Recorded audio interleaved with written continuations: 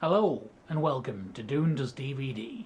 Like everyone else on the internet, I was watching the first trailer for Catching Fire earlier this week, and that inspired me to rewatch The Hunger Games. This has been sat on my to-watch pile for at least 6 months, and it's actually the first time I've seen it since my original trip to the cinema. When the disc was first released, I didn't buy it right away. I figured I would be patient and wait for the entire series to be filmed and then buy the inevitable box set. But later on, I was randomly browsing HMV and the Steelbook edition spoke to me. I'm a sucker for a good Steelbook. When I first watched the film in the cinema, it hadn't really been that long since I'd finished reading Mockingjay, and so the story was very fresh in my mind, and while I enjoyed the film, I came out feeling a little bit underwhelmed.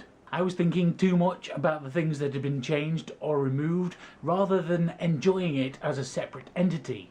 But now, over a year later, I find myself enjoying it a lot more. What was interesting was to see the uncut version. Here in the UK, the filmmakers were forced to remove some blood splatters and things in order to secure a 12 rating. I find myself wondering what on earth difference it made. It seemed pretty tame to me, and the cuts really didn't make any sense. It's okay for you to see a neck snapped, but not a bit of blood splatter. 12-year-olds are encouraged to read the book. A boy, I think from District 9, reaches the pack at the same time as I do, and for a brief time we grapple for it. And then he coughs, splattering my face with blood. I stagger back, repulsed by the warm, sticky spray. Then the boy slips to the ground. That's when I see the knife in his back. They're allowed to read that, but not see it? Do the BBFC think that children don't have an imagination? So what about the discs themselves? In the set, there's the uncut Blu-ray, there's the cut DVD, and another Blu-ray with all the extras. I've not watched the DVD version, and to be honest, it's unlikely I ever will, unless one day I happen to find myself without a Blu-ray player.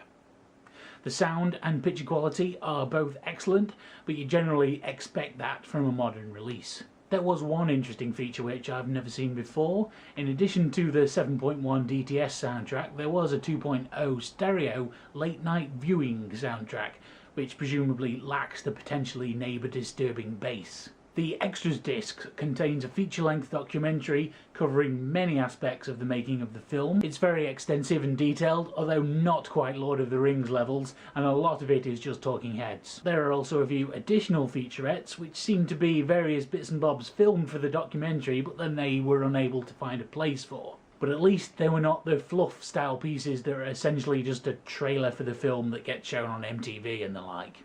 One thing I was disappointed to see is that there was no audio commentary.